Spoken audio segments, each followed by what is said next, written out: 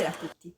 Come promesso, oggi vi parlerò di un film che ho visto al Festival di Venezia, che dovrebbe uscire nelle sale l'8 ottobre. Dico dovrebbe perché in realtà, siccome è prodotto da Netflix, l'unica data davvero certa è l'uscita sulla piattaforma il 24 ottobre. Questo è il motivo per cui il Festival di Cannes non vuole i film prodotti dalle piattaforme, che non accettano la distanza di mesi tra l'uscita in sala e lo streaming online. Ero molto indecisa se fosse opportuno fare una videorecensione su un film dall'uscita in sala così incerta. Però devo dire che la mia decisione è stata molto influenzata dalla mia passione personale per il regista di House of Dynamite, Kathryn Bigelow. Sì, avete sentito bene, il regista, e non è un errore, perché la Bigelow, la prima regista donna ad aver vinto un premio Oscar nel 2010 per The Hurt Locker, ci tiene molto a specificare che lei non è una regista donna, lei è un regista. Tra l'altro, un regista che gira film normalmente considerati appannaggio tipicamente maschile, molti di guerra e comunque tutti politici. E no, non è come ve la potete immaginare una specie di virago dall'aspetto mascolino, ma una bella signora elegante e molto molto determinata. Ed infatti nei suoi film, quando ci sono, e quindi non come nel film con cui ha vinto la famosa statuetta, i personaggi femminili sono fantastici, anche quando non sono protagonisti, perché escono dai tipici stereotipi che imperversano nell'industria dell'audiovisivo, raccontando donne vere, con la loro forza, ma anche con le loro fragilità, da cui però non si lasciano mai dominare. In un mondo in cui purtroppo sempre più spesso ci sono i femminicidi e sempre più spesso le donne vengono relegate in un ruolo secondario, questo riscatto, questa specie di gloria filmica nei fumetti è una cosa molto positiva, perché incoraggia le ragazze e le ragazzine ad avere coscienza e forza di se stesse. E i personaggi femminili della Bigelow sono sempre molto interessanti, sin dal suo primo film come regista da sola, Il buio si avvicina, un road movie sui vampiri tra horror e western che amai follemente al Fantafestival di Roma del 1988. Un film considerato uno dei rari esempi di cinema gotico americano postmoderno, in cui la visionaria regista, ex artista d'avanguardia, ha utilizzato tutti i generi per raccontare un'improbabile storia d'amore tra un ragazzo ed una vampira, in un'epoca non ancora inflazionata da Twilight, che ormai ha prosciugato l'argomento. E la vampira, Mae, è più moderna di qualunque altra vampira mai vista sul grande schermo, con una incredibile forza con cui riesce a salvare il suo amore, ma anche un'estrema dignità con cui non si lascia sfruttare da nessuno, neanche dal ragazzo che ama. Un altro personaggio femminile inconsueto è la giovane poliziotta Megan di Blue Steel, in un'epoca in cui perfino negli Stati Uniti non era un lavoro scontato per una bella ragazza come Jamie Lee Curtis, lei fatica a dimostrare di essere anche brava ad un sistema ancora completamente maschile, riuscendo persino ad avere la meglio sullo psicopatico che la perseguita. Nel film successivo, Point Break, il primo commissionato perché avrebbe dovuto dirigerlo Ridley Scott, Tyler, la surfista che introduce Keanu Reeves nel mondo dei surfisti, non è un personaggio centrale, ma è essenziale allo snodo della storia grazie alla sua determinazione proveniente da un grandissimo trauma faticosamente ricucito. Poi c'è Strange Days, il secondo film prodotto dall'allora marito della Bigelow, James Cameron, che firma anche la sceneggiatura, molto survoltata, con due personaggi femminili contrapposti nel tipico triangolo amoroso, con il protagonista Ralph Fiennes che vuole salvare la ex fidanzata, una volubile Juliette Lewis, aiutato da una donna segretamente innamorata di lui, una Angela Bassett in stato di grazia, capace di combattere duramente, ma anche di essere una mamma affettuosa e attenta, senza mai risultare forzata in un mondo dove tutto è molto forzato. Né Il mistero dell'acqua il triangolo amoroso si sdoppia nei due piani narrativi. In quello moderno c'è Sean Penn, uno scrittore con una moglie, anche lei scrittrice, ed una ex amante molto affascinante, una meravigliosa Elizabeth Harley, che sicuramente ricorderete per il famoso abito di Versace che indossava nella prima di 4 matrimoni e un funerale, dove è andata con l'allora fidanzato Hugh Grant. L'altro piano narrativo, invece, è la storia su cui sta indagando la scrittrice, in cui il triangolo è formato da il marito fratello, la giovane moglie e la troppo affezionata sorella che nasconde una relazione incestuosa. Entrambe le storie sono completamente incentrate sui personaggi femminili, con i relativi richiami tra le due epoche storiche. Nei due film successivi, invece, i personaggi femminili mancano completamente, perché sono K-19 sul vero incidente capitato ad un sommergibile russo carico di missili nucleari e il film vincitore del premio Oscar, The Hurt Locker, su artificieri e sminatori americani in Iraq. Però poi in Zero Dark Thirty, nonostante sia la storia degli uomini impegnati nella cattura di Bin Laden, la protagonista è Maya, un agente della CIA che combatte per dimostrare di aver avuto l'intuizione vincente sulla posizione del nascondiglio del ricercato numero 1. Maya è il nome in codice del vero agente che ha ispirato la storia, ma quello che colpisce di più è l'evoluzione del personaggio, che all'inizio, con un atteggiamento tipicamente femminile, si scandalizza per le torture e poi, procedendo nella caccia a Bin Laden, si rassegna ad accettarle come inevitabili pur di raggiungere la verità.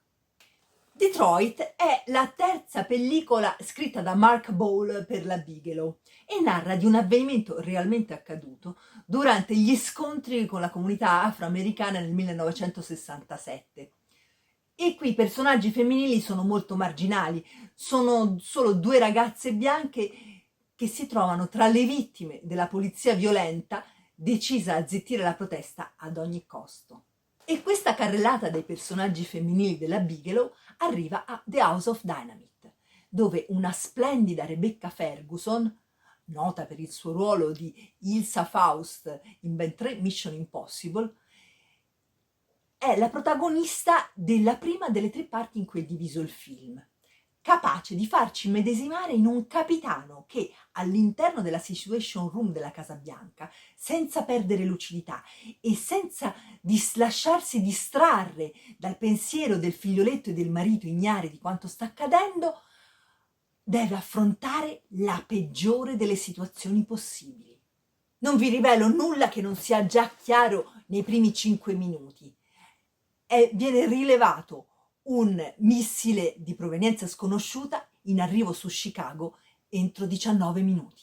Ed il film ci racconta per 3 volte questi 19 minuti, visti in 3 postazioni diverse. Dopo la Situation Room c'è il comando militare strategico, dove generali con diverse sensibilità si scontrano sulle eventuali soluzioni possibili. Ed infine la macchina del Presidente degli Stati Uniti, dove deve essere presa la decisione finale. La Bigelow, come sempre, è all'altezza della situazione e la regia di altissimo livello, districandosi abilmente tra complicatissime procedure tecniche e garbugli politici, con un cast d'eccezione ed una confezione ineccepibile. Unico neo, forse, è che si sente la mancanza dello sceneggiatore degli ultimi film, a partire da The Hurt Locker, Mark Boal, con la sua asciuttezza che si sposa così bene alla visione della Bigelow. Invece, lo sceneggiatore Noah Oppenheim, giornalista noto per la sceneggiatura di Jackie sulla moglie di Kennedy, ha la tendenza ad aggiungere scene per rendere umani i personaggi, come telefonate a figlie o mariti, che sinceramente in un film come questo non sarebbero necessarie. Perché il film dovrebbe essere concentrato sull'assurdità di come ancora oggi, nel XXI secolo, sia sempre più vicino il pericolo dello scoppio di una guerra nucleare che ci spazzerebbe via dal pianeta. Probabilmente qualche cinefilo ha notato che la trama richiama incredibilmente quella di uno splendido film di ben 61 anni fa, A prova di errore, Fail Safe, di Sidney Lumet, con due indimenticabili protagonisti, un Walter Matthau, consulente del Pentagono, e un Henry Fonda, presidente degli Stati Uniti. Stranamente non ho trovato nessuna citazione, neanche da parte dello sceneggiatore, di questo evidentissimo richiamo, anche se in versione aggiornata e corretta, ad un film che tra l'altro è stato anche ingiustamente dimenticato a causa di una denuncia, non ci crederete, di Stanley Kubrick. Nel documentario Inside the Making of Dr. Stranamore, di cui trovate il link nella descrizione, lo stesso Lumet ci spiega cosa accadde. During filming of Dr. Strangelove, Stanley Kubrick learns that another project with a similar theme is going into production. Although the film version of Failsafe is to be an ultra-realistic thriller, Kubrick fears that the similarities in overall plot will hurt Dr. Strangelove at the box office, especially if the rival film is released first. Kubrick is concerned because Failsafe will be a prestigious film headed by top actors including Henry Fonda and Walter Matthau. It also boasts an acclaimed director, Sidney Lumet. We started casting. Fonda was already set, and which of course meant a big commitment in terms of money. I was set, Walter was set, and suddenly this lawsuit arrived, filed by Stanley Kubrick and Columbia Pictures. Cosa è successo? Mentre gira Il dottor Stranamore per la Columbia, Kubrick scopre che una produzione indipendente sta girando un altro film con un tema simile.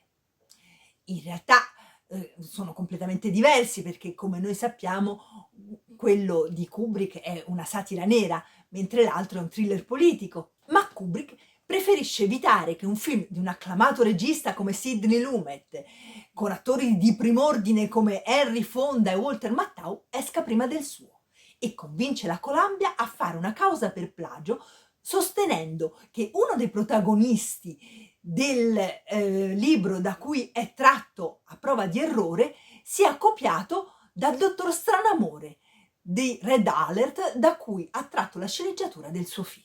Evidentemente nel cinema, come in amore, è tutto permesso, perché anche se il personaggio del dottor Stranamore nel libro non c'è affatto, la Columbia vince la causa in via extragiudiziale, acquistando i diritti di A prova di errore e distribuendolo 8 mesi dopo l'uscita e il grandissimo successo del dottor Stranamore di Kubrick, con la conseguenza che il secondo film ha un grandissimo successo di critica, ma un modestissimo risultato al botteghino.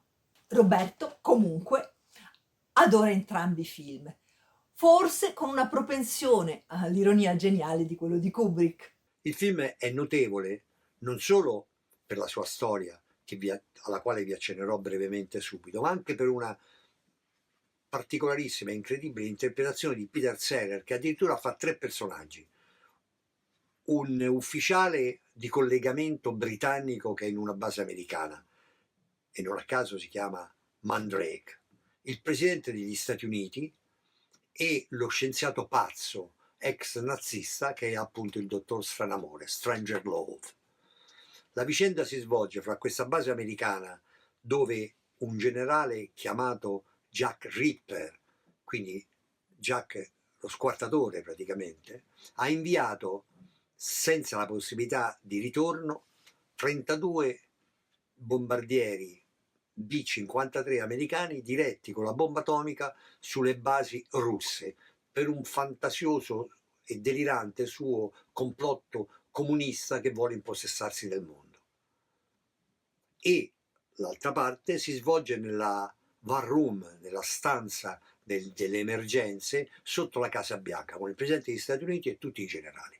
Bene, mentre discutono i generali, il presidente degli Stati Uniti e lo scienziato pazzo, e i bombardieri continuano a volare, entra in gioco anche il presidente della Russia, che per un istante sembra davvero di trovarsi, come oggi, fra Trump e Kim Jong-un. Cioè, ambedue litigano, discutono, si arrabbiano, e intanto i bombardieri con le bombe atomiche continuano a volare. continuano a volare fino ad arrivare sopra la Russia. Nessuno è in grado di fermarli, nessuno è in grado di richiamarli indietro. Addirittura il Presidente degli Stati Uniti prega il Presidente russo di abbatterli, va bene? Perché se non li abbatterà ci sarà un ordigno chiamato l'ordigno fine del mondo che devasterà il mondo.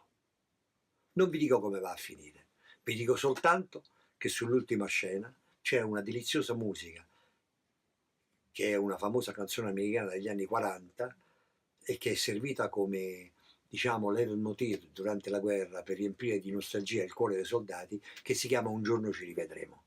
Ma dove? Sulla terra o in paradiso? Ecco, buon divertimento. Grazie. Vi ringrazio e spero che la videorecensione vi sia piaciuta.